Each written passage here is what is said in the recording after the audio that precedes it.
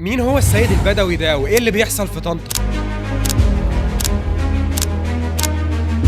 في قلب محافظة الغربية وبالتحديد في مدينة طنطا موجود هناك ضريح بيعتبروه من أكبر المزارات الدينية الصوفية في مصر، وهو مقام السيد أحمد البدوي. أيوة، مين هو بقى السيد أحمد البدوي ده اللي عاملين عليه الهيلمان ده كله؟ يستاهل يعني الضجة دي كلها؟ أو إن آلاف الزوار من مصر كلها يروحوا له مخصوص ويزوروه والمولد بتاعه يجي له ملايين الناس؟ سيد أحمد ابن علي ابن يحيى البدوي الحسيني الفاسي. قلته صح؟ اتولد في مدينة فاس في المغرب سنة 596 هجرية، واتلقب بالبدوي عشان كان دايما بيغطي وشه بعمة او لثام زي اهل البادية واللي هم بدو شمال افريقيا. فضل بقى يتنقل من دولة للتانية، زي انه راح الحجاز والعراق ولغاية ما استقر في مصر وتحديدا في طنطا. طب ما لغاية دلوقتي الدنيا تمام اهو، الراجل اتولد في المغرب ولف له كام لفة في كام دولة وبعدين استقر في مصر. لكن في ناس بتقول ان نسبه بيرجع للامام علي بن ابي طالب. استقر في مصر وكان راجل عالم وفقيه واهتم بامور الدين عادي زي اي شيخ، ولكن الناس حبته جدا وتقربوا منه واعتبروه ولي من اولياء الله الصالحين. وفضل عايش في طنطا لغايه ما مات سنه 675 هجريه، وعملوا له بقى مسجد وضريح كبير جدا في طنطا، وبقى من ابرز المعالم الدينيه في مصر. بعد كده الناس بقى بدات تقول لك ده ليه كرامات وشيخ مش عارف ايه، وانه استغفر الله العظيم يعني بيشفي المرضى ويخلي الدعاء مستجاب. شلها يا سيد يا بدوي، والله دي حاجات بتحصل بجد، لدرجه ان الناس بتروح عند الضريح بتاعه وبترمي له فلوس، بيدفعوا له ثمن الخدمه اللي هيعملها يعني، او بتدي له قربان